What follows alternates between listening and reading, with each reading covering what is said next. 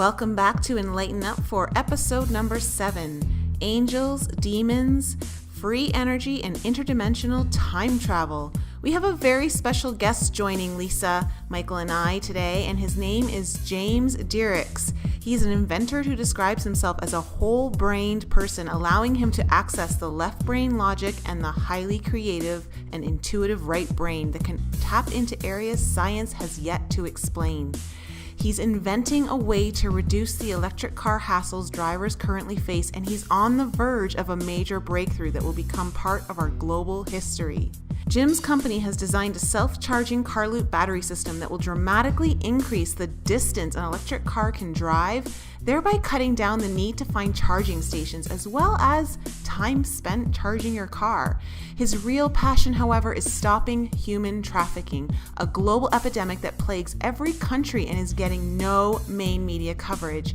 His goal is to use his electric car company profits to fund his biggest invention that will be able to decrease the chances of human trafficking, if not stop it altogether. But his story doesn't stop there. Jim has led an incredibly painful life from childbirth, and many times should not be alive today to be doing the work he's doing.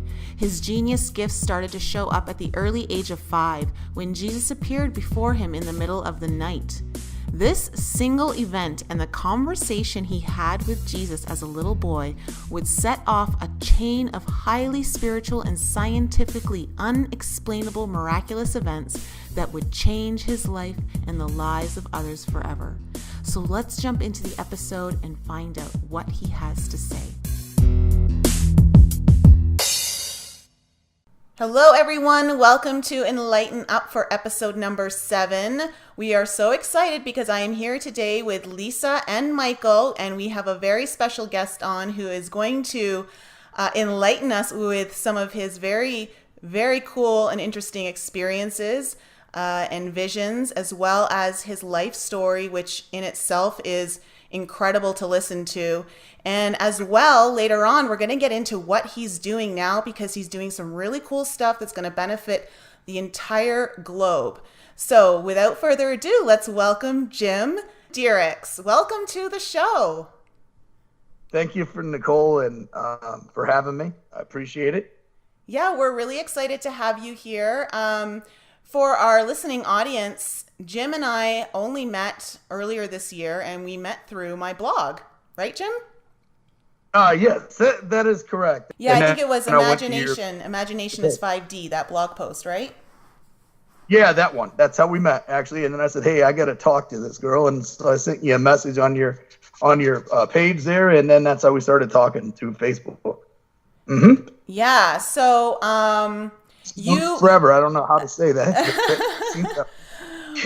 Well, so you were really gravitated towards the using the visions in meditation and allowing the visions to really kind of just take on a life of their own. And that's kind of been helping you with some things. Is that right?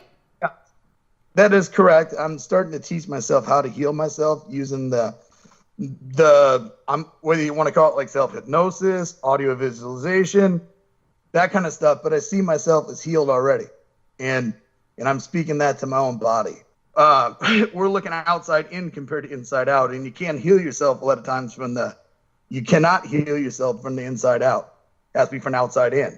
And that's how it's happening in my life. I'm, again, actually visualizing myself better, and I do see results now. But that's part of it. But it also makes sense if you look at the way our universe is done and everything, I guess, is, X, Y, and Z are your 3 planes of 3D. And look at a cube and it's X, Y, and Z.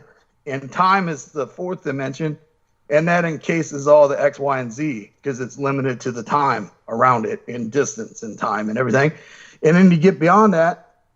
And then you get into the 5th dimension and above, which is outside of our universe. There is no real time because it encompasses all time. And that's how that is, I think. But it really resonated with me about thinking outside the box because 5th dimensional creativity would be thinking outside the box. And I see myself do that all the time already. And Nicole, your story article just really brought that home. Well, I'm so glad that it brought us together because you've been.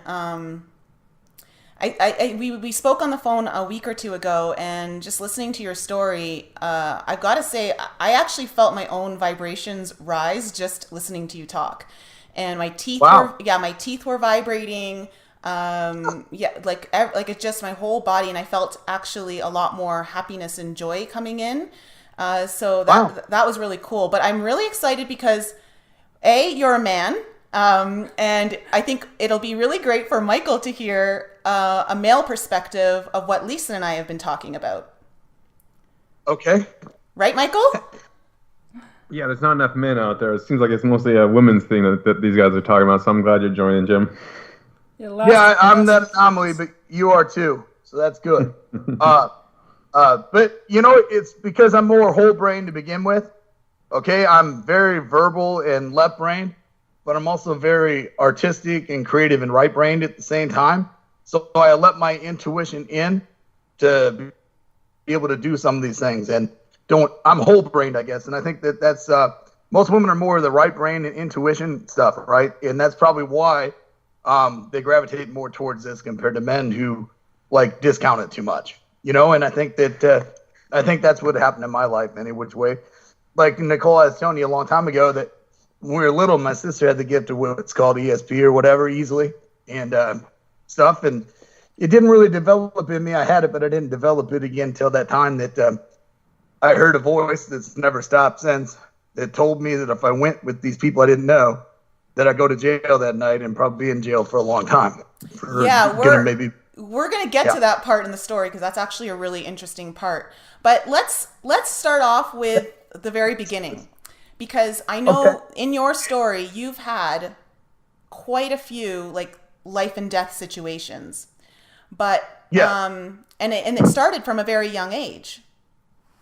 Yes, it sure did. It started really, really young. For instance, just life and death.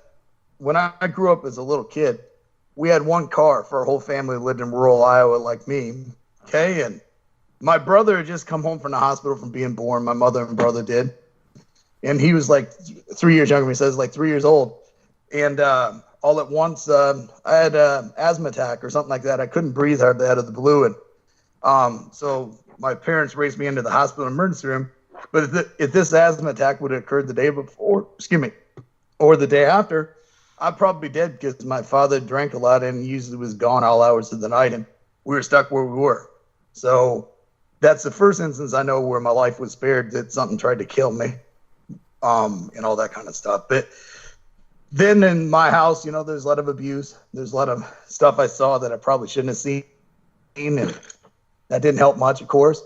And, saw domestic violence and stuff like that happen to my mother. And I tried to stop it too and everything like that, like a little kid would to protect his mother. And then a few years later, I was 5.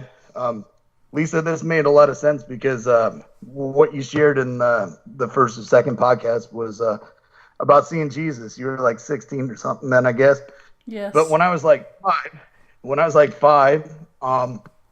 we had to go to relatives because my mother got her back broken, and my father couldn't watch us, which was a good thing because he probably couldn't have anyway. And so they had to send us off to relatives, and I went to a great aunt's house, and a lady across the street from her, ironically, her name was Mrs. Martyr. And see, no, there are no coincidences, are there? No, there isn't. And she was an Assembly of God lady, and she told us about Jesus all the time and gave us cookies and started talking to us and took us to Sunday school. And I remember in the Sunday school, saying the sinner's prayer that they talk about and stuff, and asking Jesus to save me and come into my heart and all that kind of stuff, right? And we went home that night, and my great aunt let us paint this room, so we painted royal blue for some reason. The whole room was a dark royal blue from bottom to the floor to the ceiling, and it was really dark in there sort of in the daytime. But so we're sleeping in that room, and around 3 or 4 in the morning, I feel this presence and this light. I was turned away, my back was to the window, and that's where the light and presence was. Okay. And when I turned around, I actually saw Jesus, the Lord Jesus himself. And what I'll never forget is his eyes and the peace that was in them.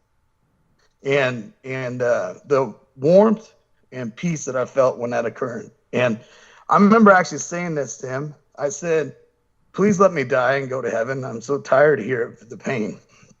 And the Lord told me I couldn't die yet because there were many things to do when I was older to help people with their pain, and someday my pain would be gone. And then the presence was there for like 5 minutes, and then it just left. But I felt so safe and secure in the presence that appeared to me. 5 years old, that's amazing. And I always tell Nicole and Lisa, I'm like, you guys are, I guess in a way, lucky because you get to have these experiences when you're young, which kind of like helped you be open to these things as you get older. Now, as you got older, Jim, from your testimony, your pain definitely was not done, and I'll let you tell the rest of your story. But but it was amazing to hear these things. But it's really hard for somebody like myself, hence the reason why I'm on the podcast, I suppose, to like understand exactly what you guys have experienced. And of course, I would love to get to that level one day myself. But go for it. Jim, could you, because Lisa, you said you saw a hologram, right? Yeah, when I saw Jesus, it was more like, sort of faint. I didn't have a conversation with him. He said one thing to me, and that was pretty much it. And then he was kind of gone. But I didn't really think a whole lot about it. It just felt, I don't know, I guess it must have felt kind of normal to me. I didn't talk about it or really tell anybody until recently. So but similar, I guess. So did you see like a holographic image, Jim? Oh no, I seen him like he was real. Oh, like an actual person standing in your room. Yeah. Oh, that's cool. He wasn't on the floor, but he was above the floor. Oh, wow. Not touching there's something about Jesus come to earth in the flesh. And so actually I seen him just like probably the disciples seen him. And like I said, I never felt peace and I never felt safety in my own home as a little kid because I didn't have that thing. I didn't have we were a chaotic, dysfunctional thing, if you call it a family even. But when Jesus appeared, I remember that I felt the warmth and the peace and security like nothing bad could have happened to me. That's great. That's huge because that ends up playing a major role down the road in your life. Like, do you want to go into how you were given a watch? Yeah. That's the only reason I think that the Lord spared my life and stuff and kept me out of a lot of trouble is because of that. At about the same time, like that fall then, so I would have just been starting kindergarten. My grandfather gave me a watch, like a Timex watch that is the old school kind, right? Because it didn't work. So I took it apart and started playing with it. I was always adventurous and wanted to see how things worked. Mechanically, electrically, it doesn't matter. And then so he gave me the watch and I made a promise to God and I said, if you keep my mother safe and everybody's safe in my family, then when I'm older, I'll serve you because you had time for me and they don't. And then the abuse got worse in my house. And I couldn't, I was pissed off at God because things even got worse. And I threw the watch in the cornfield. And didn't want a damn thing to do with God at all. And then that was when I was like 5 or 6. And then by the time I was 11, I started using drugs. To try to ease the pain. And I was actually already in an alcohol and drug rehab clinic at 14 years old. I was their youngest contestant at the time. But it all goes back to that. And trying to kill the pain in my life that was hurting me so bad. And I just remember also the first time I really had a direct suicidal thought. I was listening to some really death metal music, And a voice in my mind said, just drink a little bit more and the pain will be gone forever. So I ended up drinking a half-gallon of vodka at that age. And the pain did go away because I almost died. I was in a alcoholic coma for like 36 hours. And then an event happened there that I never told my wife about later, but she had a heavenly visitation, and Jesus talked to her and showed her events in my life and showed her that one to where that I'd been like passed out for like a day and a half. I bed, the next breath I exhaled would be my last one, and it was going to take me to hell. And then the room got bright, and just the hand of God come in is what she saw, and it threw the death angel out of the room and said, you can't have him. I have a plan for him later. And then instantaneously, from what they said, it like after being passed out for like 36 hours, they just woke up with no brain damage, no anything. But my wife didn't know this event, but this was like 20 years before it had happened. God showed it to her and said the reason why he spared my life then was the watch. And the promise I made to him, even though I wasn't faithful. And and that's where it all goes back to that watch, though, and the promise I made, and what God still has for me. That's so important because our will and our intent plays such important roles in our lives. And the fact that when you were 5-6 years old and were cognizant enough to tell and make a promise to God, God knew that you were going to be going through a lot of pain and wanted to show you that there would be times where, God was going to be by your side because you asked for it. And I right. think that's a lot of people miss that, is that they don't realize that you need to ask for the help if you want it because of free will. Right. And that opened up a door. So you're right that he could bless me and do that. If I wouldn't have said that, then he wouldn't have the ability to break his own rules and intervene later on. Yes. Because, that's huge. Mm-hmm. Can you talk about, how when you went to school, because I know you've spoken to me about how you really didn't have to try hard and people thought you were lazy, or, people would tell you need to do this or that, and you just didn't want to do what they were telling you to in school. Like you kind of wanted to go against the grain. Can you talk about that? Okay.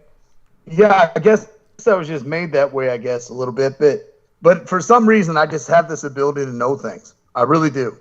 And I don't know how, it's a God gift or something too, but everything out there is all knowledge is there if we just tap into it, I think sometimes. And we can fight it and do it the hard way, I guess, and study and learn, which is good. And you should do that. But then some knowledge just seems to like drop into me. And that's how I just know things ahead of time. Or if someone's lying to me or doing something like that, I usually can tell too. Somehow or another, I just know. And, I don't know, in high school, the stuff I was tested, and I had like an IQ of 177 or something, but everybody could have a good day, I guess. And, but I was, I took the test, and it wasn't even like a best day to do it. I didn't know it was getting done.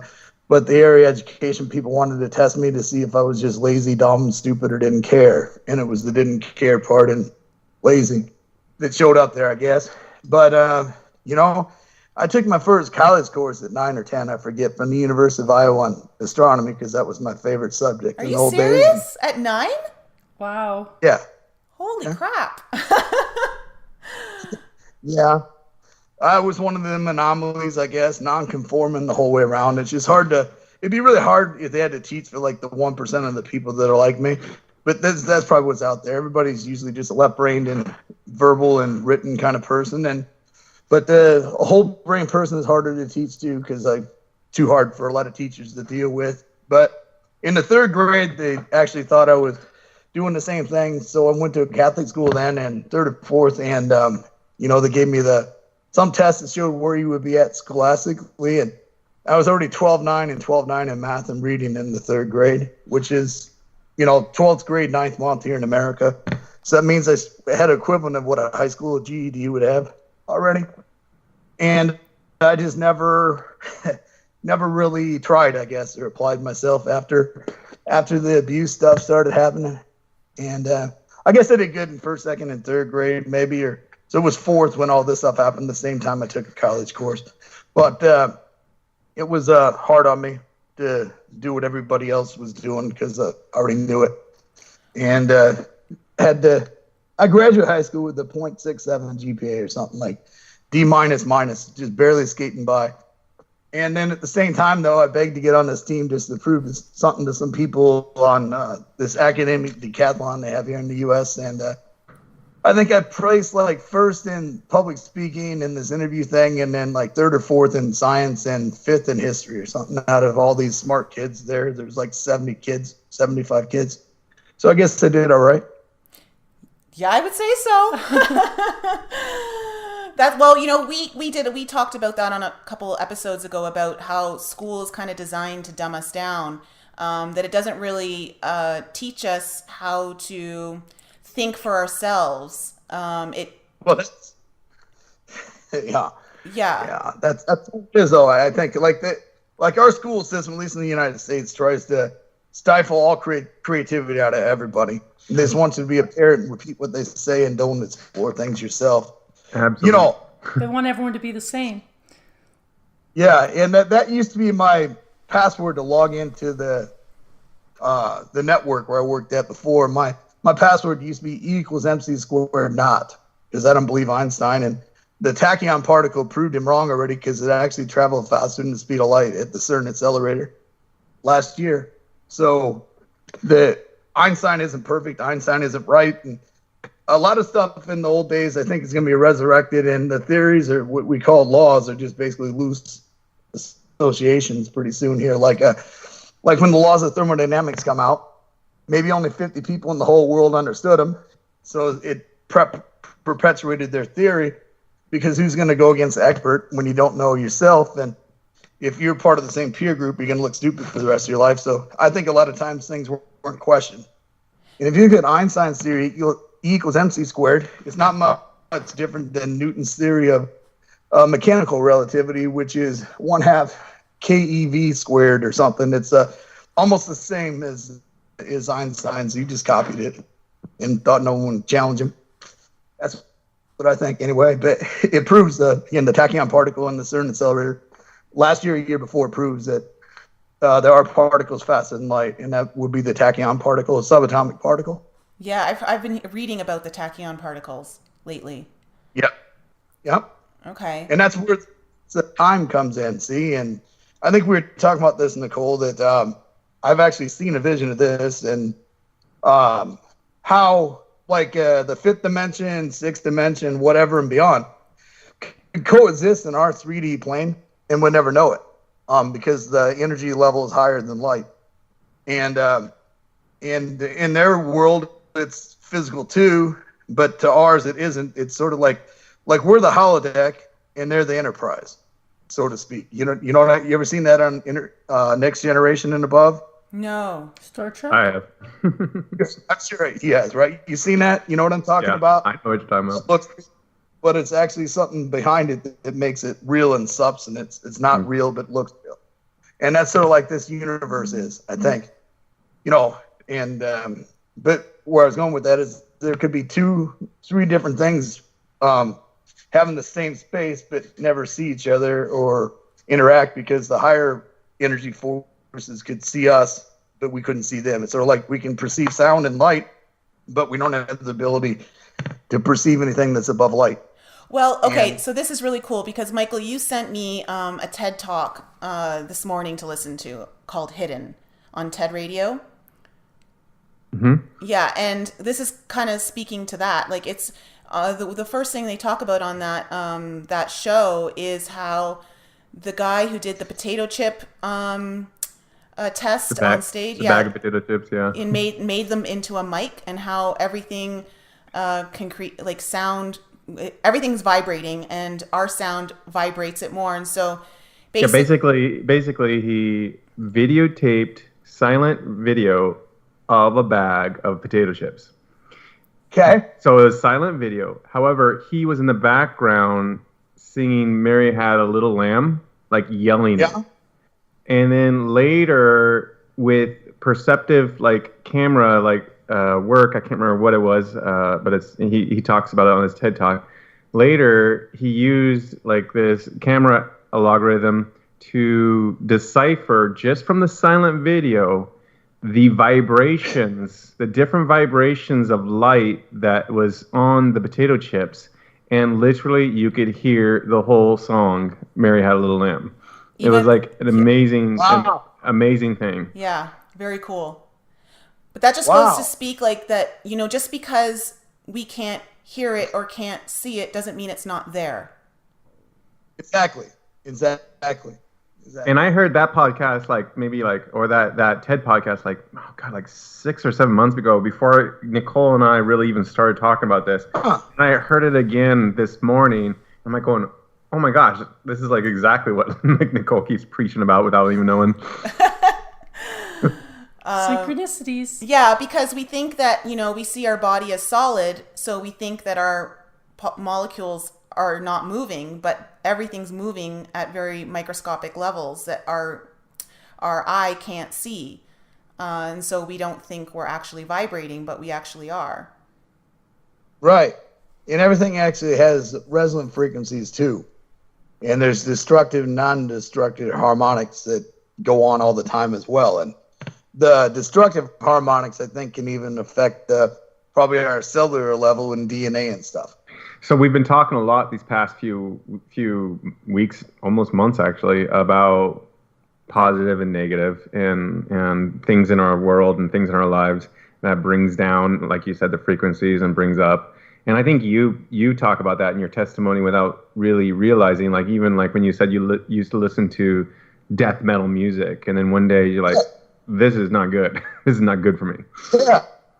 Yeah, I had a vision, and it opened up my mind, and I had to make up my mind right then and there if I was going to still do that all the time and work off the negative energy. And it actually like sent negative vibes through me, like adrenaline and bad things for my body, because I was so used to negative energy. But when I saw it then, right afterwards, I don't know if I put it in there, but I think I did.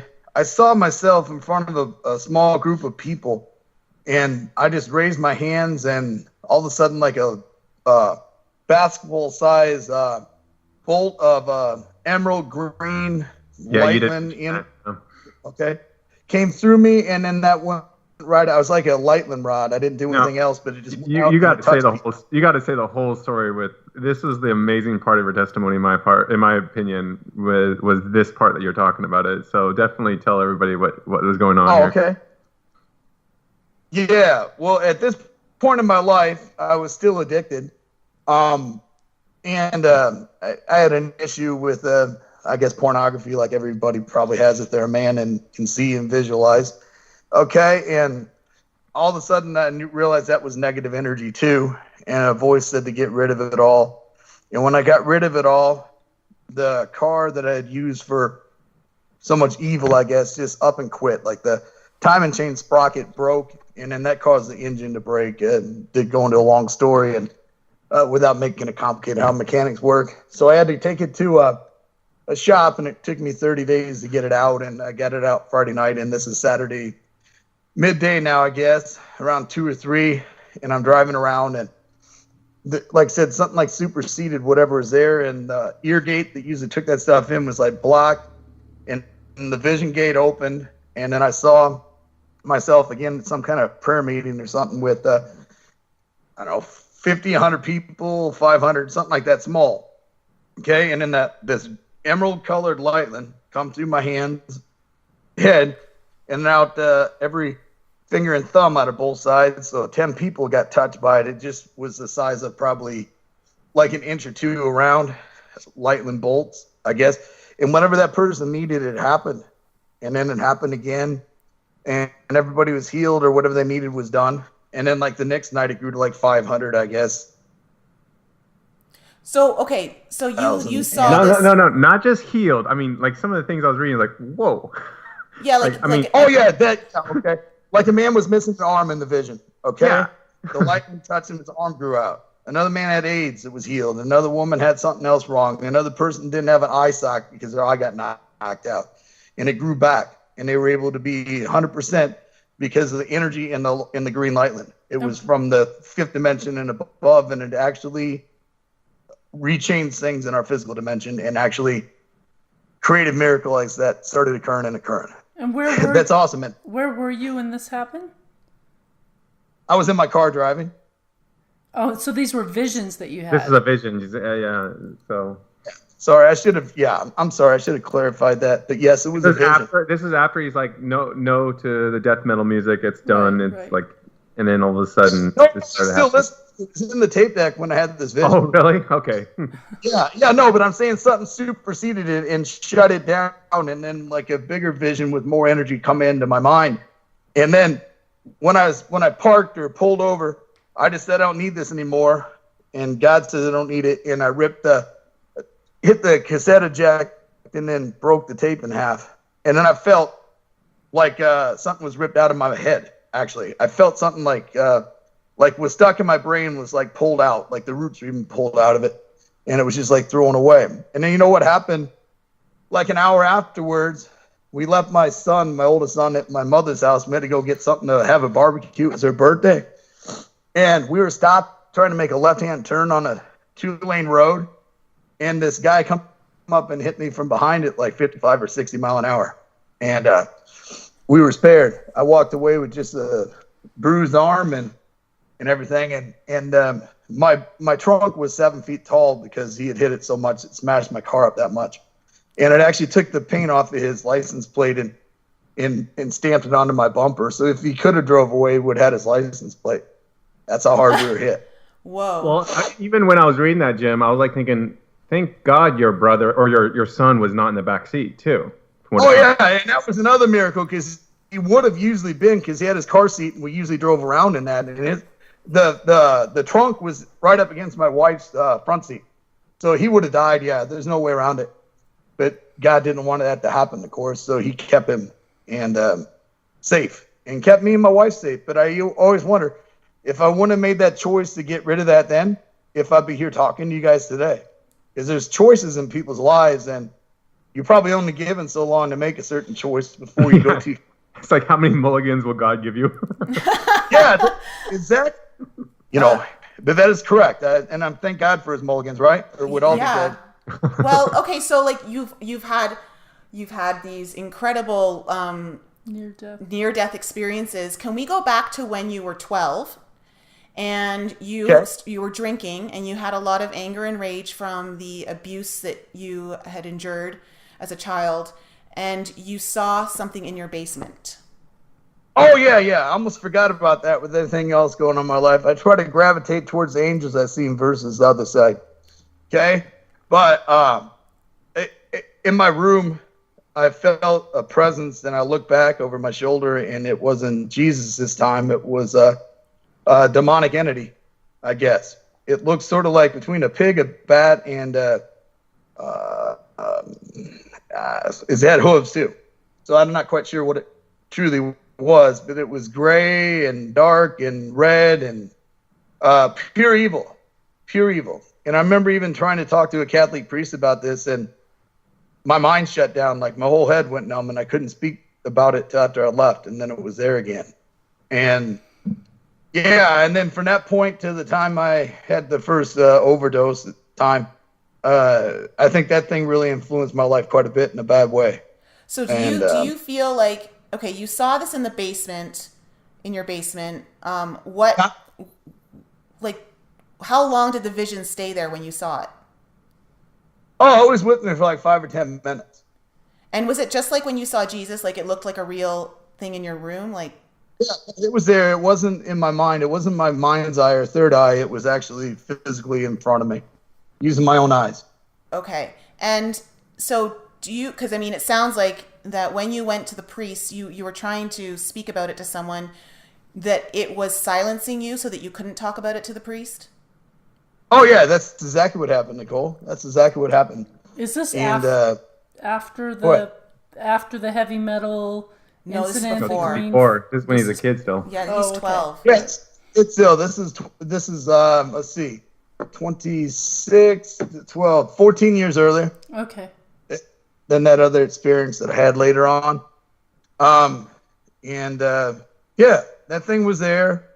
And I had a lot of anger in my life, and all that. And it was feeding off all that, I think. The negative energy likes negative energy, and that's why it was around me. It's like death likes death, I guess, or something, right? And that's what I think it was, really. And, I believe that, God allowed it to be there to show me where I was, but still didn't remove it from me for a little while. But I think that was maybe even the spirit behind my addictions in real life. That's huge, because we just talked about that 2 episodes ago on how. Oh, okay. I wish Michael, I would have, but I didn't. Yeah, Michael, you remember you talked about spirits basically. Oh yeah. So this is something I want to bring up today. Right? Because we were talking about how alcohol could potentially open you up to ridiculous negative spirits. Basically, we kind of dumbed it down by saying taking your body for a joyride while your soul is kind of checked out. And this wasn't from us. This was an article that we read. But it was very interesting. I find it very interesting because a lot of things that you wrote in your testimony, I'm like, man, this is why I'm so glad you're a guy. It's really nice hearing a man's perspective when it comes to these kind of things. And you're not the only one that has to deal with these. We call them demons almost in short, but we don't even think about using the word demons, but it's probably pretty accurate when we actually use the word demons. And so, like, being a heavy alcoholic at one time, and even myself, I there was a time in my life, I'm okay with drinking now, but like I was just telling Nicole a couple of days ago, I'm actually starting to not enjoy even the casual couple of drinks anymore. Maybe Did you go to college, Michael? What's that? Did you go to college somewhere, right? Yeah. I went to Catholic school all the way up to 12th grade and then college. And it's funny that you... Well, I'm just saying, were you a binge drinker like me in college? A binge drinker, but like what you said was a manic drinker. And you referred to it meaning like you were highly functional during the day, and then 6 o'clock or 5 o'clock rolled around and you're done. It's like you yourself checked out and alcohol checked in. And I have many days like that when I was in my dark depressional days of my life. I'm like going, I know exactly what it's like. And it really, you do stupid, not smart stuff, a lot of times bad stuff when you're, heavily into alcohol. And I would imagine other people with alcohol, drugs, and whatnot, that it really related to me. Then I had to start mixing prescription and non-prescription drugs with alcohol to feel anything. And then I feel too good at the end of the day from the uppers I took to wake me up that I'd self-destruct at nighttime, and then again the depression would take over. You're exactly right. It's a weird cycle. And it was it's like a roller coaster. Yeah, and I did too. I wanted to self-medicate because my addictions even got worse in my 20s because I was undiagnosed with PTSD from the war, and the stuff I saw over there I don't really want to share too much of, but it numbed my emotions to nothing. And the only time I could feel peace actually was when I was completely comatose drunk almost, because then the thoughts and the images and the triggers would go away, but then I wasn't useful to anybody, including myself. So. And have you stopped drinking now? Oh yeah, that's another thing I told Nicole. I had a near-death experience and a spiritual deliverance. Yeah, can you start from the beginning of that, because that's a really good story. 2 or 3 months sober, okay? And then when Halloween occurred, and I woke up and even went to this church on Sunday and thought, man, I'm powerful. Nothing's going to bring me down, right? But by 5 o'clock, I had this compulsion to use again. And I just got like a $800 check from the Veterans Administration for my like substance allowance and stuff for going to school. So I cashed that check, and the monkey was on my back. And by 5:30, I'd already had like 12 beers and mixed drinks and stuff like that. And by 8 or so, I was looking for harder things to do because alcohol was numbing me, but not doing anything. And then when bar time occurred, I started driving home. And I lived like 70 miles from the University of Iowa, where my small town was that I lived in at the time. And I drove about 12 miles and I heard this blaring voice. It said, pull into the rest area. This is your last chance. If you do not, you will die before you get home and you'll kill somebody else and your life will be over. And that was louder than the music I was playing, which was loud. And heard that voice like twice or 3 times, I think it was. So I pulled into the rest area, turned off the car, and reclined my seat to sleep it off. And when I did that, an angel appeared to my wife in our living room and woke her up and told her that I was coming home at 11 o'clock the next morning. And she forgave me, I'd live, and learned my lesson, and I'll never drink or use drugs again. And if I did use drugs or drank again, the first time the pipe or the bottle struck my mouth, touched my mouth, God was going to strike me dead. He told her that. And should say this angel's like 8 feet tall, and its clothing was white and shiny and had a gold like satchel or like what a priest wears across its shoulder to its waist. And his eyes were so bright and face was so bright that she had actually thought she had died, and it told her, fear not, you're not dead. I'm here to give you a message. And the voice was calm, she said, soothing, but authoritative, like it had a lot of power every word it spoke. Okay. And it said that I'd be coming home, and she had to forgive me. If she didn't, the voice told her that the monkey be on my back still, and 2 or 3 days later, I'd have the compulsion to drink or use drugs, and the first time the pipe or bottle touched my mouth, that I'd be dead. And so she thought she was dreaming, and then the phone rang and gave her the same exact message through the phone line, the same voice that was in our living room a second ago, and told her I learned my lesson, that I'd never drink or use drugs again, and if I did, I'd be struck dead basically and be home by 11 for her to forgive me. Okay, so the next day I was sleeping it off. What time do you think I got home? 11. And we love the number 11. There you are. That's exactly what. And she was there waiting for me. And she was usually at work, and I couldn't understand why. And she said, you know what? I love you. I'm going to give you one more chance, because from what I saw, if you do this again, I'm through with you anyway, and I'm ready. I can go do something else. And so I'd already really hurt my wife really bad at that time. And how we stayed together for 26 years now is amazing.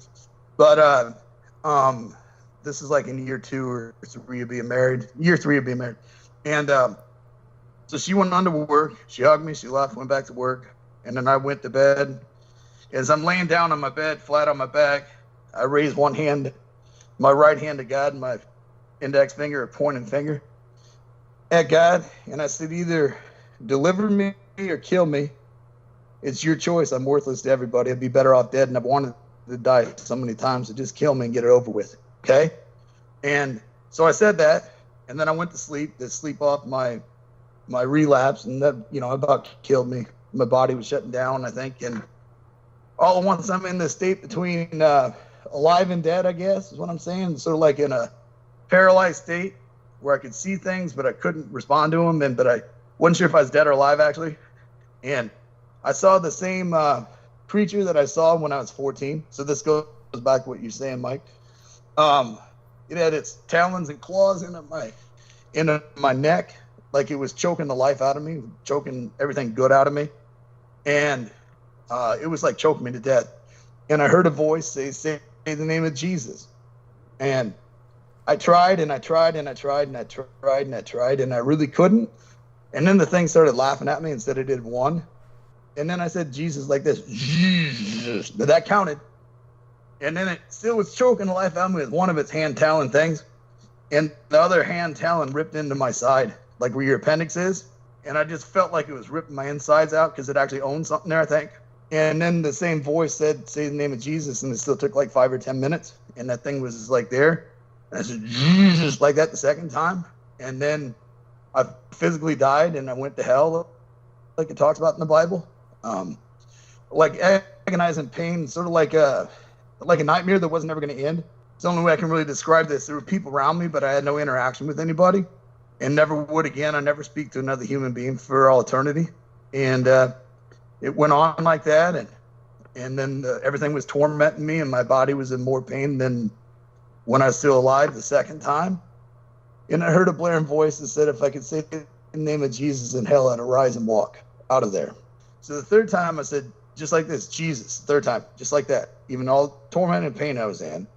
And then a pillar of light, like 6 feet around, 7 feet around, something, like came down like it was like a Roman column, okay? Like that size, came down into the darkness I was in, and all that scattered for everything it was worth. And I walked into the pillar of light, and it took me out of there like an elevator.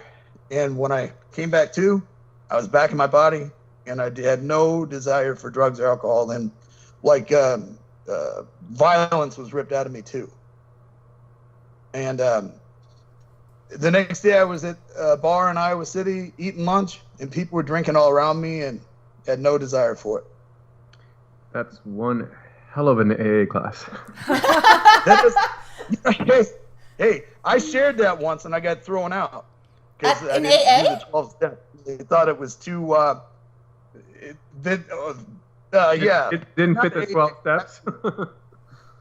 Yeah, That's step 13. They didn't like that I was free and didn't have to struggle over it. That one was effortless. Like a lot of things in my life have been like walking with a limp for the rest of my life, you know, in other areas. But as far as violence against people, fits of rage like that, and drinking and drugs, all gone out of my life at that time. See, and that'll be 23 years on Halloween. Congratulations. Yeah, congratulations. That's incredible. I'm so happy for you and your wife.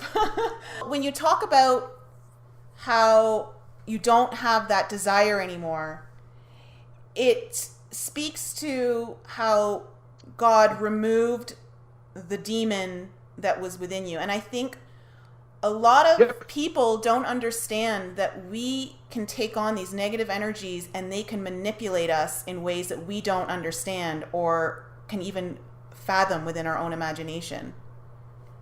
Yeah. That's the truth. And you know what, Nicole, another thing about your fifth dimensional stuff, right? It works that way for temptation as well. Now this stuff is all on the outside. If it would try to tempt me, okay, it's on the outside trying to get in, compared to on the inside controlling me to where I don't have no willpower against it. It's a temptation from the outside now compared to the inside as well, like it used to be. That's one thing I would say. It can't get in again unless I open a door or gate to let it come in. Okay? Yeah. As long as I don't use again, if I don't use drugs again or alcohol or hurt somebody with violence, it might come back into me. Okay? But unless them doors are opened by me and my will, like you talked about earlier, it doesn't have a right to be back here. And that's why it has no legal right to my being, because of the fact that I threw it out, or God threw it out using my own willpower. Because that's why I had to speak the name of Jesus. If I wouldn't have spoken my own willpower, it still would have won. Can you, since we're talking about being healed, can you go into how you've actually assisted people in their own healing? Like, yeah. A physical body healing we're talking, right? Yeah. I heard to go to this church. This voice that I heard, again, a year earlier is still talking to me all the time, and still does, in important things. And it told me to go to this church I'd never been to before in the inner city of Davenport. And so I went there. And after the usual Sunday night service, the pastor of this church said, if anybody needs healing or prayer, come forward and we'll pray for you. And if you feel faith enough to help me pray, you can come up here too. And our first contestant, okay, I'm going to call it like this, was in a wheelchair, like a 90-year-old woman that was all bent up, okay, like her knuckles and her fingers and all that were all full of arthritis, right? And like she was bound by it, even like she couldn't walk and stuff. And I'm thinking, God, can't we start with something easier? That's my first words that I'm thinking. All right. There's no order of difficulty in miracles. No, I see that, but this is a man never doing it before, okay? And I'm thinking to myself, right, can we just start with something easier? But the minister of the church had known her for years, and he had no faith. So I just started praying, and I didn't even know what I was saying, but it actually worked. And I touched her, and I said, by his stripes you are healed in Jesus' name. And I command you to walk in the name of Jesus. And I felt like 240-volt electricity come from my hand into her, and she felt it too. And next thing I know, she's running around the room, unbound. And then I had my first word of knowledge for her too. And I told her what I heard, was that you need to forgive somebody or some people. If you don't, you'll be bound in that wheelchair again before tomorrow. Oh, wow. But if you forgive them, you will remain free. I had no idea about holding grudges and curses and unforgiveness. I had no idea about that at that time. But that's what the lady did. So, and that was right on, because she had like bitterness towards like 10 or 20 people. And that was causing her arthritis and her like clamming up kind of thing or whatever. But at the same time that happened, I heard a voice that, I'm going to destroy you. I'm going to kill you. Okay, for having that happen there and building everybody else's faith. Because after the first lady walked around the room, ran around the room, and wasn't in her wheelchair, everybody else behind got what they needed and stuff. And everybody was what they prayed for happened, because it elevated everybody's faith level so high. That was one time. And another time, this old man that I knew was fighting with diabetes. He was a prophet mentor of mine. And he didn't know I was praying for him. But so I went on it's called a Daniel fast, not even a whole-fledged water fast, but like no meat, no sweets, no anything good, just basically your vegetables, and that's it. And so I went on that for like 2 or 3 weeks, and I prayed that his liver function would come back to normal, that his kidney function and uric acid levels would return to normal, and his creatine levels would return to normal, and that he'd be better. And he was on dialysis, and after 3 weeks of praying for him, in him being in a different geographical location, there's no distance in the spirit, okay? I prayed for him. And then after the 3rd week, he didn't need dialysis no more, and his kidney function returned to like 1, which is really good for his age. And he didn't need dialysis, and he was recovering and from the diabetes. And to give him 5 more years before he died. Wow. So, yeah, Michael, I know you have a question for this about people being healed and not being heard about in the like main media news. Yeah, you know what it is. It's like I think it was last week when we were talking about this. I always wondered, why was the Bible written 2,000 years ago and things aren't being written now or whatever. And then I was also thinking it's probably because we just don't believe our own eyes anymore. We don't believe any more videos that you see on the internet anymore. We don't like if I just met you, Jim, and you just started talking about this, I'd be like, yeah, and it's like, you know what, Mike? Though, if I met you in person for the first time, just to prove this stuff is real, I would touch you, like shake your hand, and I would tell you things about your past that have happened, exactly how they happened, and then you'd know that God is real. So I'm looking at flights to eastern Iowa, and there's not too many from... Yeah, no, I'm really serious, because that's the other thing, too. Like, in public, right? Yeah. This happens more, because I never seen God not honor his word in public. Like, I'll be at a place like Walmart or something, right?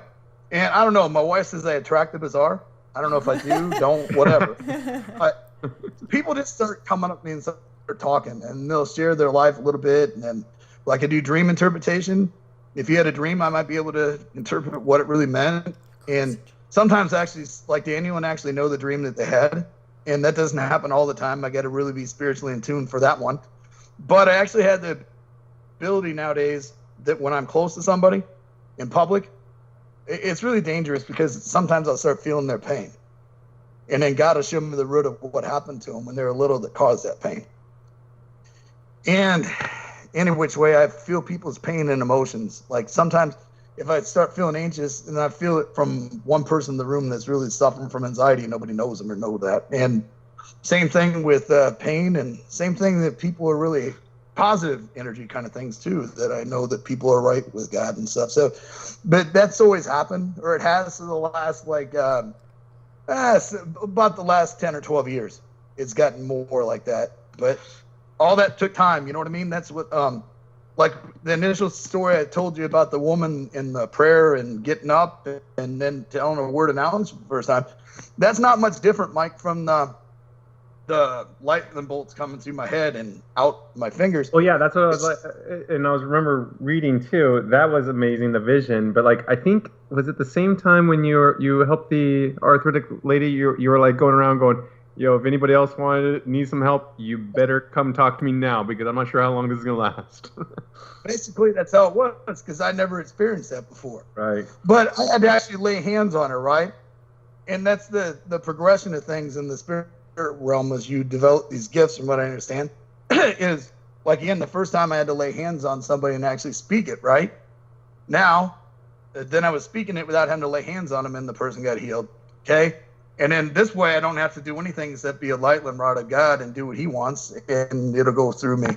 But that just shows me, too, it's nothing in me. It's nothing in any of this. And when people start getting that way is when the problems start. I feel like a hand on my left side of my chest by my heart. I actually feel a presence of a hand there. And when that presence of a hand is there, then that's when these over-the-top things start happening. And without it there, it's not as much. You know, you touched on something that I think is really big, and it's about how your spiritual gifts started to develop as you became more aware of them and you were able to hone them. And I mean, I know Lisa and I have both been feeling that with, you know, for me, it's my visions. And like Lisa has her light language now coming through, and it's getting stronger and stronger, and she's starting to be able to interpret things. And, you know, I know Michael, the big question is like, well, how do we know if it exists or not? And once you start having that faith that it does exist, even if you may not know it, you can't see it, you can't touch it, you can't feel it, or hear it, but if you believe it, then it will show up. It's like you don't see it to believe it, you believe it so you can see it. Yeah, that's pretty good.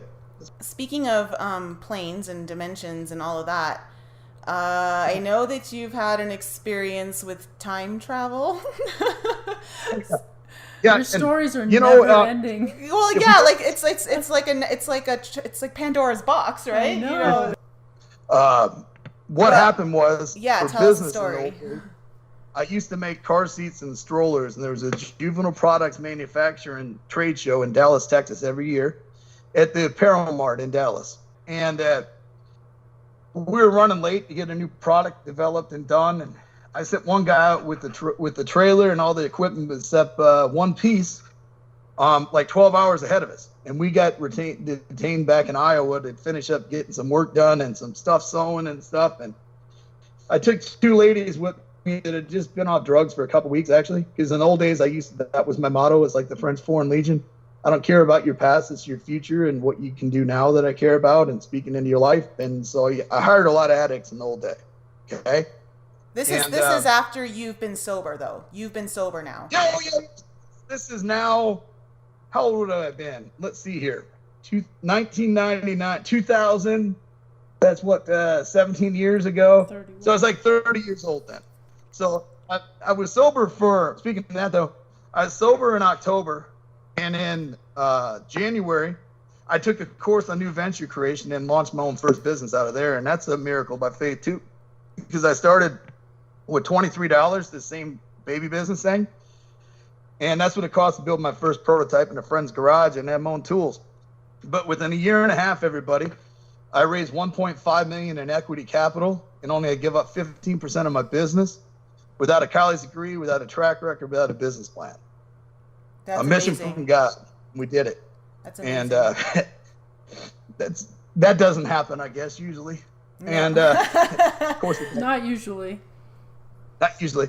So then this is like a year or two after I started this business, and we were doing that. We were having to go to a trade show, and so we left late, and it was later and later and later, and we were like in Kansas City, Missouri at like I don't know, 9:30 before we actually got going again, and then we started heading out, and then we put a CD in to listen to. And it seemed by the time that CD was over with, like we'd gone a lot farther than we had. And so like 2 hours into it, we were already in past Joplin, Missouri, into Oklahoma somewhere.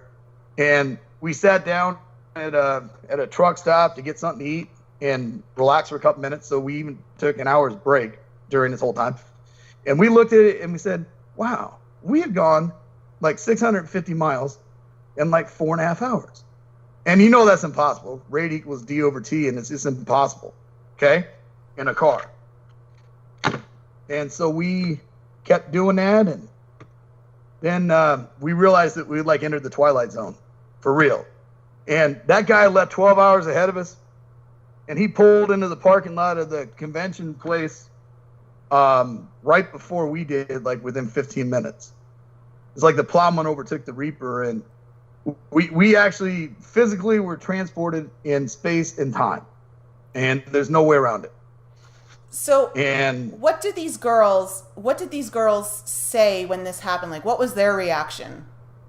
They were really freaking out because they felt a power in the car that scared them. Oh, so they felt something. Oh, they did. They felt the EWGBs, whatever you want to call it. And I said, that's just the presence of God. And, but it made them, the presence wasn't hurting them, and it didn't make them get fearful. They actually felt like really good and peaceful, and that they had hope in their lives. Actually, was when they felt that presence, they said. How did they do after that? Like, did they maintain their sobriety after that? One did, one didn't, but I think she is now. You know, and it's like in an addiction life, it's how many times you get up and how many times you fall, but right. Getting up again is the important part. And but I think she's on the right course now. They always called me, my employees at the time always called me the miracle man, because it always looked like we were going to crash and burn. And at the very last second, we'd pull up again, and we'd be doing fine for a while. And then another thing would try to hinder us. And then it looked like we would be out of business, and then we were still in business and all that. Like I told Nicole last time we talked, there was a time that I got presumptuous, and I wanted to do something ahead of time. I just wanted to do it. And so I told this guy, if I flip heads, we'll do it. Tails, we won't. And so the first one I flipped was tails, and then I told myself 2 out of 3, and I got 2 heads because I really wanted to do it. But so I had like $350 in my accounts payable because there was some money coming in, but not for later. And so they extended me credit for $150,000 on this mold I needed. And then like when it was due, we were like out of money. So we had like $153,000 in accounts payable and only like $300 in our checking account. And like everybody quit on me except for like 2 or 3 people. But I didn't hold that against them because I'm thinking, why are they following this retarded guy for that's going to go under? Okay, because that's what it looked like. And then I prayed and prayed and prayed for 21 days.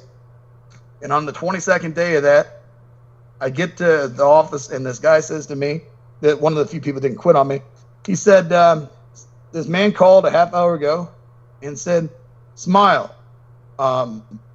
You should be happy now. I just sent you a check for $250,000.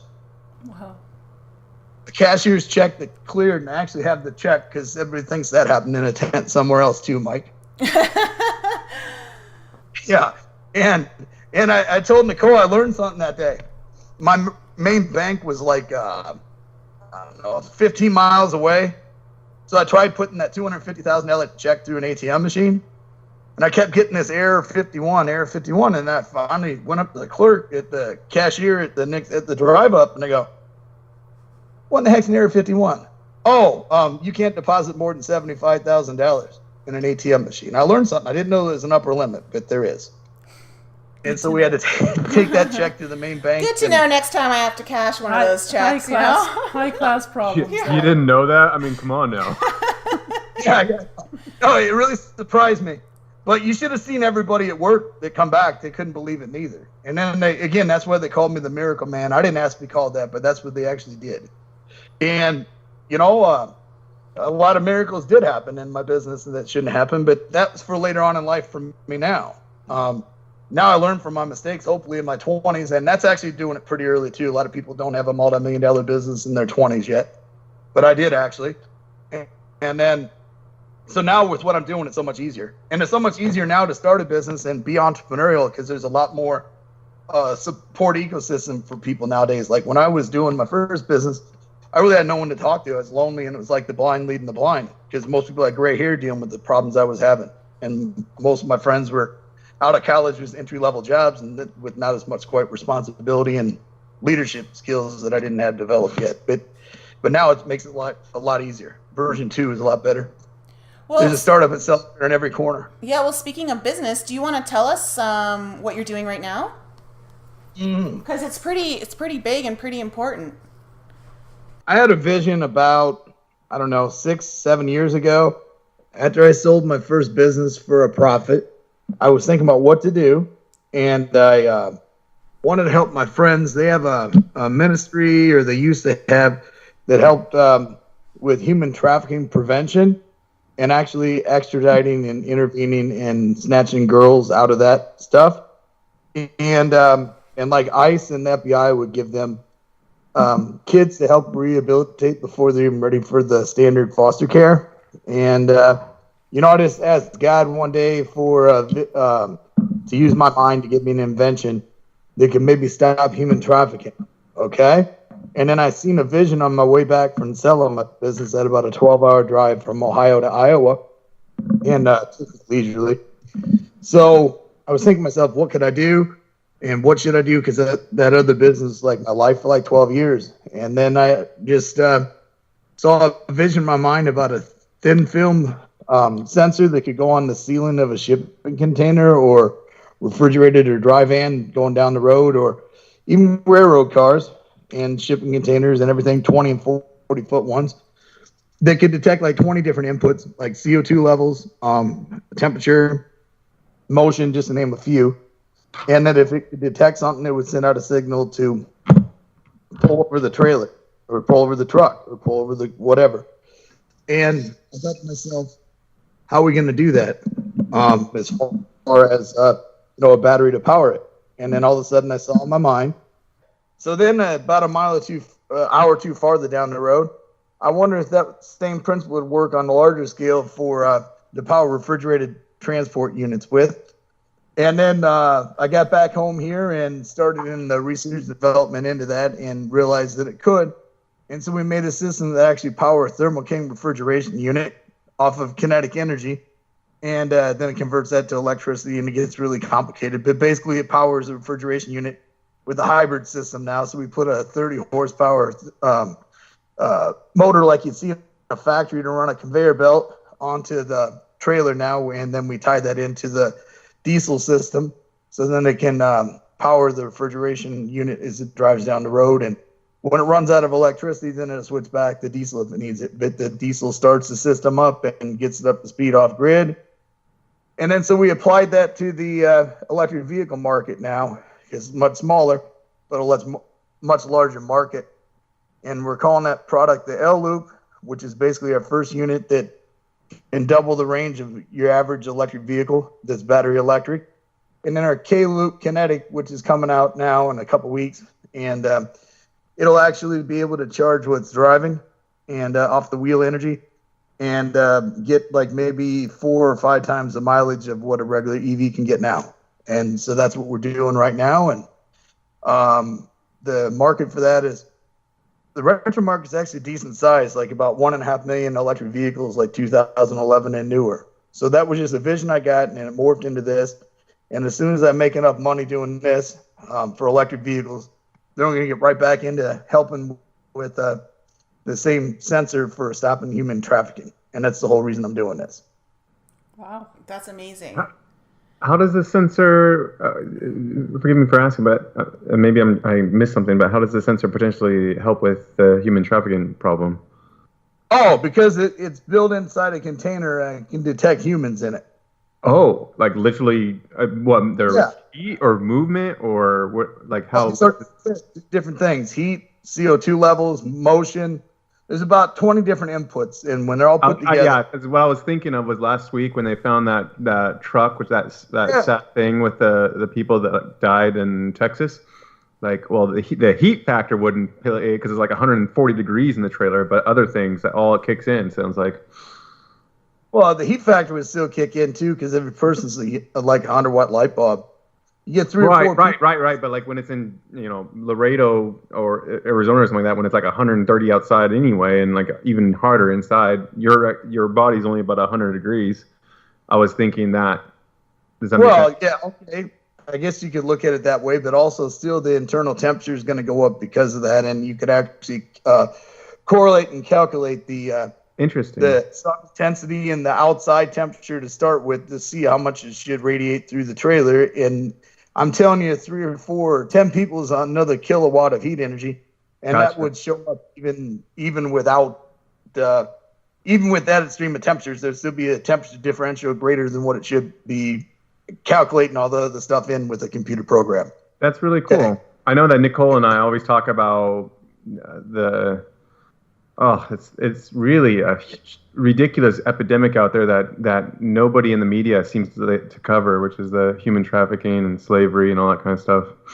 Using about 20 different inputs in a computer program that I'm designing, I'll be able to tell if even one person's in a shipping container over a long period of time. It may take 2 or 3 hours to detect one.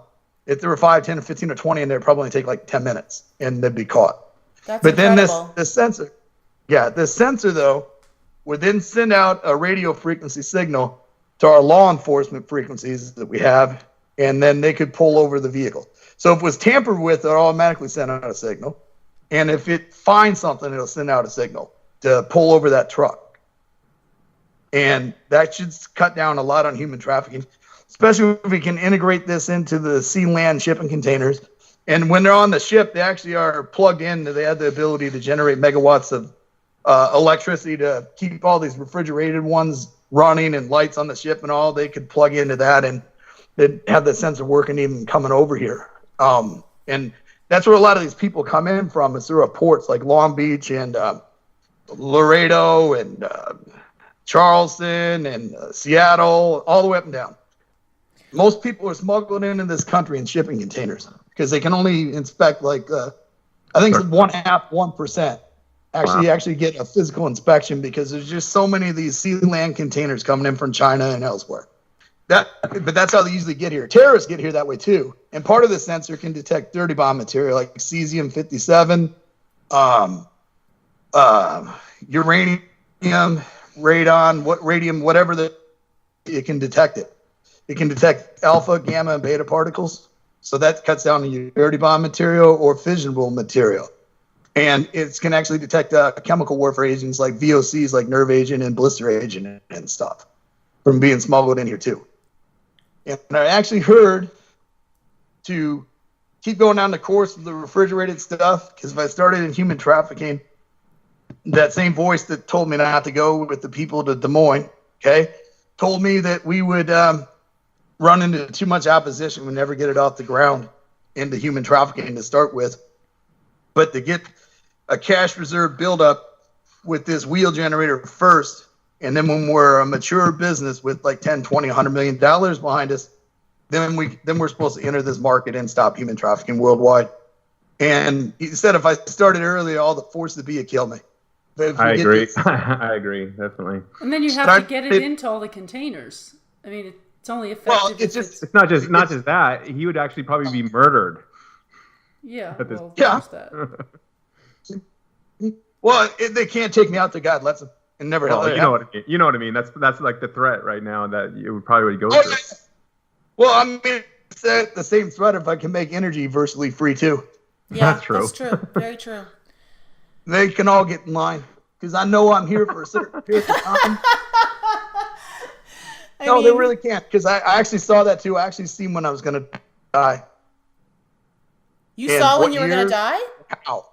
Yeah, I seen when my physical body was going to die. Wow. I already know the year and hour. And God told me this truthfully. Not worry about anything else, because nothing can take me out till my time's up here. Wow, that's and cool. the devil and the evil spirits don't have the authority to kill somebody. They can only kill them when God says its time is up and let the physical body die. Until then, they can't do nothing. But I actually did see when it's going to happen, how it's going to happen, and the whole 9 yards. But I heard even if I was in an airplane 35,000 feet up, if it crashed, I'd be a sole survivor, because I'm supposed to be here. Nothing can kill me as long as I'm the will of God, as long as I don't use drugs or drink again. The only thing that could kill me. If you go back to my old ways and quit. Yeah. But that's strictly the truth. And well, I'm going to keep my questions. I really would. I would love to spend more time with you, Jim, and I hope so in the future. Sure. One of the things that I was always even ask like Nicole and other people, do you feel like everybody on this earth has a purpose? And if so, do you feel like some people's purposes are bigger than other people's purposes? Okay, that's a really good question. And my answer is yes. Everybody's here for a reason or they wouldn't be. But I don't think any purpose is greater than the other two. I agree. People could look at certain gifts as better. But it's just like every person is a facet of God, probably. And everybody has a gift. I don't care who you are. And whatever gift you're given is what you need to use on this world. But that's not saying one's better than the other. I don't believe that. But I think there's something to that. But I really do. I really think everybody's here for a reason and a purpose. And when their time's up is up. And if it isn't up, you're still going to be here. And I guess that's the only thing I can say. But look at this, right? If I would have started drinking again or using drugs, right, we wouldn't be having this call now, right? I never would have had a purpose in your life, or you wouldn't have a purpose in mine. But we do now. And that's sort of what I'm thinking. Okay. Well, I believe that, spirit comes through many, many ways. And, for you, it's coming through a lot of the Bible and Christianity. And for me, it's more, it's less religion for me and more spiritual based, more esoteric in some ways. But it doesn't mean that one way is better or worse. Right. It's just, that's kind of the beauty of it. We all gravitate towards certain things, and that's where, if that's where you're resonating, that's where you go, and you will be you will be led the way that you're most receptive to.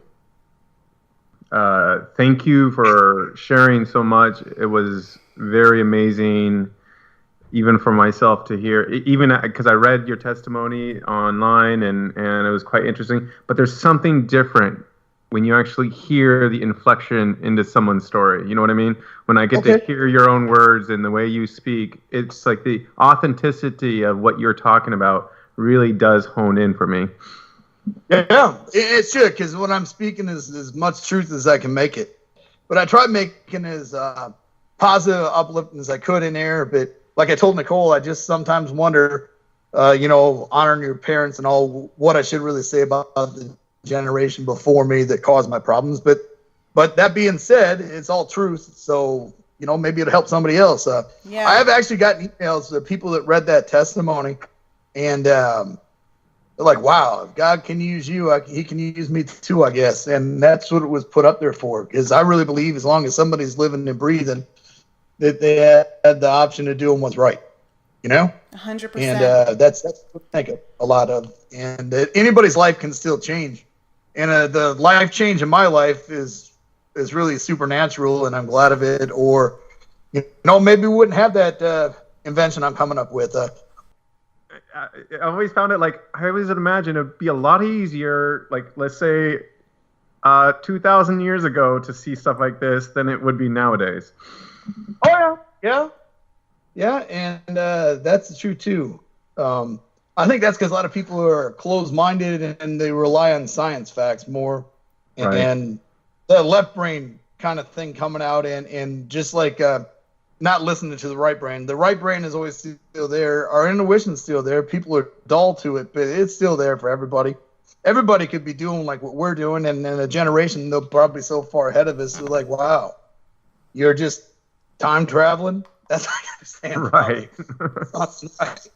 Okay, Yeah. I gotta just interrupt because something funny just happened with Lisa and I. As you just said that about everyone has the right brain ability, a light on my phone just turned on by itself. That's a confirmation, everyone, that what Jim just said is true. So, for all of the people who just think they can't access this, it's available to each and every one of us, but you can't wait to see it. You have to first believe that you can, and that's when your gifts start to basically become activated.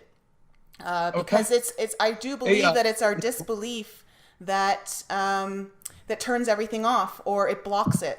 So it's really important to believe it before you see it so that you can see it. It's also important to use your gifts for good, like what you're doing and the money coming into your account and things like that. I think is just a testament to you're being supported because what you're doing is true and it's right and it's there to help. You're trying to help people. You're not doing it for greed or for yourself. Right. Thanks for being on the show. Really appreciate it. It was great having you. Thank you, Jim. Yeah, and one of these times I think I'll see you and Nicole in person. I have a relative out there, like I said, that's a realtor in Boulder, and my aunt's going to probably move out there, and my sister's going to move out there too from the West Slope. And she lives in Grand Junction right now. She's an artist and has some of her stuff in some Denver galleries, I think. But jury or whatever. Something tells me if you come out here, Michael's going to be making a trip out to Denver. Yeah, probably. So let us know. Yeah, nice let us know. You. We'll all get together. Maybe we'll do this again, all in person. All right, Jim. I'm gonna go watch some TV. You go fix a car. Okay. Yeah, have a great night. I'm gonna fix my Alexa. Thanks so much, Good Jim. night. Bye. Good luck with your car. I'm curious, Michael, because I know you're a skeptic, but not like so much that you don't want to believe. Like I know you want to believe, as you've said it. Is there anything different, like hearing Jim's story that makes a different impression on you about all this stuff? Well, it's different than you guys. His story and his testimony, not different in a bad way, it's just different. Because you both, and correct me if I'm wrong, you pretty much both believe in reincarnation, correct? Yes. And we haven't really touched up on this in podcasts yet, like afterlife stuff. But like with reincarnation, is there such thing as hell? In your guys' opinion? I believe hell is just a really low frequency. Because the way he describes it is like, yeah, there's a hell, and I was about to go there, and I actually even visited it for a couple of minutes, and it was not fun. I've heard those testimonies before from people, so I'm not discounting it. My personal belief is that hell is your perception. Like, you can have hell on earth. Like, if you're at such a low frequency, and people are living out a hellish life on earth. Mm-hmm. Yeah, like, it's all about, like, different dimensions, right? So, as we say in the higher, like, as you go up in the dimensions, your frequency gets higher and higher. There's more light. There's more positivity. I follow that, but like hell, you don't come back from, and reincarnation, I think, is basically. Okay, so I don't believe that. I don't believe that. I don't believe that. And I've heard this often, that you always have the choice to turn around, to make things different. But a lot of souls who are choosing, say, the darker side of life, they always have the opportunity to change their ways and go towards the light, as they say. And even if they were in theoretical hell. Yeah, because God's never going to let his children not come home. Yeah. It's their choice. They have free will. And they're always welcome home. Yeah. Okay. Very interesting. So I believe, like, when he talked about his vision of hell when he was down there and he saw all the people, but he couldn't talk to them, it's like those people are not choosing to leave hell. But if they were to choose to leave, just like he chose and he said Jesus, he was able to leave. Right. Because he did go to hell and come back. So that kind of debunks that whole theory. You can't go to hell and never come back. But he just has so many examples, and just so many amazing things have happened in his life. Like, it just blows my mind. Yeah, which also goes to the next point, is like, I don't feel,